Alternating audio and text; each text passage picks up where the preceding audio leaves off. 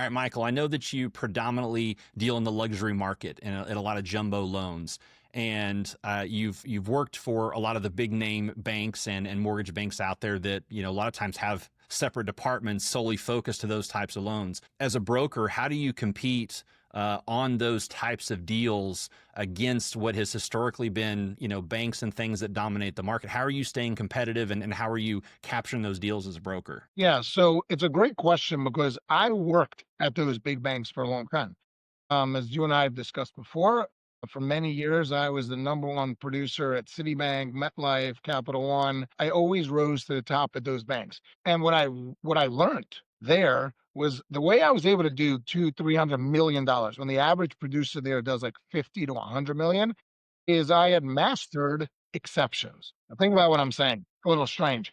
They have white boxes in terms of how they originate and what they want to fit into that box. So I became the king of exceptions where I was able to explain the narrative around the client as to why it fit, and they would.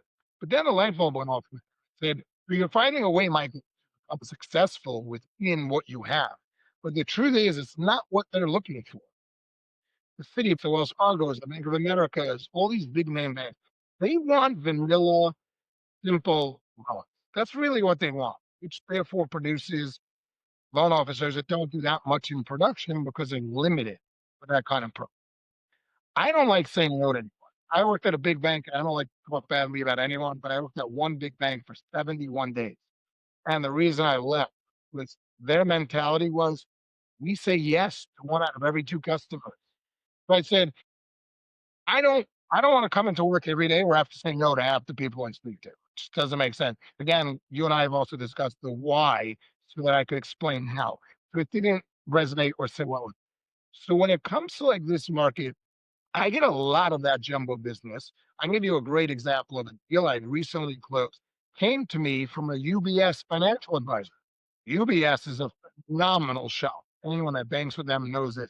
They have their own portfolio of private banking money that they lend out to their own consumers at extremely low interest. And I get referrals from people like this. I was sitting, it was definitely a holiday weekend. I might even say it was like July 4th weekend, going into the weekend. So everyone's off. I'm up in Lake Arrowhead, like with friends and family, like really not doing much, chilling, right? Into the weekend from this UBS financial advisor. Because we have a real problem. I'm a client in escrow for $5.5 million, only wants to borrow like 3 million. I cannot get my loan through UBS, and I need your help to step up. I said, well, what's the problem?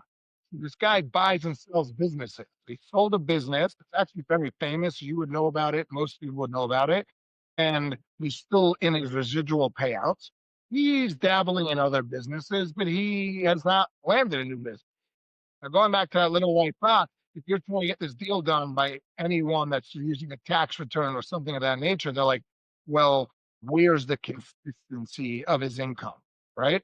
And it's not actually catered to this individual. I said, listen, all day, every day, if you want to borrow a $3 million loan and you want me to lend you $3 million, that you could wipe this loan out the next day at any point, why wouldn't I lend you that money? It's almost, and I don't want to use the wrong terminology for anyone that's listening.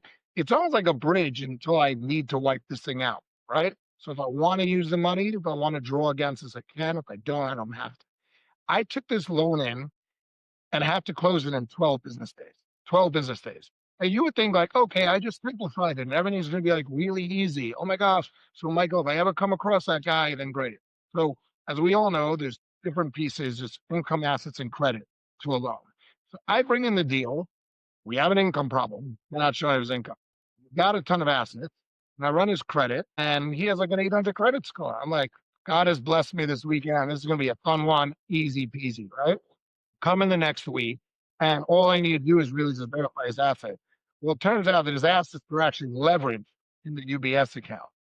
Now I'm fighting with an underwriter going, well, it's not really his money, it's leverage. And I said, it's not leveraged. The word leverage means that it's out against a boat. That would be a leveraged asset against the boat. And I said, he has a margin line against his assets. That's not leveraging your assets. That's leveraging your assets in theory, but you have access to that money. Now, just stop here for a second, Phil. How many loan officers even have this much of a conversation with someone? Absolutely. They would automatically assume that, yep, that's right, they're leveraged, as opposed to understanding the nuance. So then I hit a road bump. The underwriter, so now the account executive at the bank is telling me, this is my best underwriter. And they tell you that, I go, you're just not educated to stand up to them. Remember, we're back at the why. Explain to me why this is a problem, and I'll go back to my customer and explain to him why it's a problem. But I can't tell him that you have a leveraged asset called a margin. It's not. So she starts going to Egoville, where she starts telling me, I was a private banker at Wells Fargo and at Citibank and all these places, and I know banking. I was in banking. Here's where you hit the rubber hits the road. Here's where you have to stop and not fight ego with ego. I went to ChatGPT, which has been the greatest coach for me in terms of how to talk to people. And I went to ChatGPT. I said, I'm getting into ego world here. She's digging deep on ego, and I need to find a way to articulate and explain to her in rational terms why the margin loan is not leveraged assets. And it did just that. I was able to give her an example, write it out in a respectful way back to her, and explain to her that the margin, what if I get you a letter from UBS stating that he has access to all these funds? He's not drawing on it. There's no difference between him having access to $5 million post closing as a margin loan versus having $5 million in a retirement account. Both of them are actual liquid assets. Look at this more from that standpoint. She did clear the file and we closed it. The reason I share this story is a couple of things. Number one, it came from a UBS financial advisor. So all those loan officers like, oh, I can't get those $1 million loans because UBS steals them all. Not true. Number two, understand the file, have a conversation with them. And number three, if you're going to hit a roadblock like I then did with assets, use leverage ChatGPT, leverage conversations with other people. Well, what does it really mean? And I want to back up for a quick second. One thing that I left out is when I first got that phone call from the underwriter saying, well, the margin loan's a problem. I'm not a personal banker. I picked up the phone in 2 seconds and I called the financial advisor, UBS.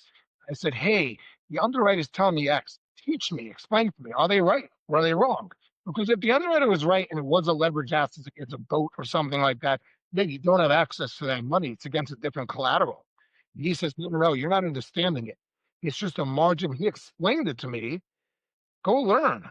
Why not learn from someone, right? I learned something from all this. That was a big, big reward from this. After we closed, I sat down with this borrower. My wife knew the company that it had sold. She really loved it. We all went out for drinks together. We had a great time. You can't even imagine how grateful this human being was to me that I helped him get his loan done. And at the same time, how grateful I was that I got to learn something. I got to do a deal. This is what I enjoy about these jobs on a daily basis. I really do.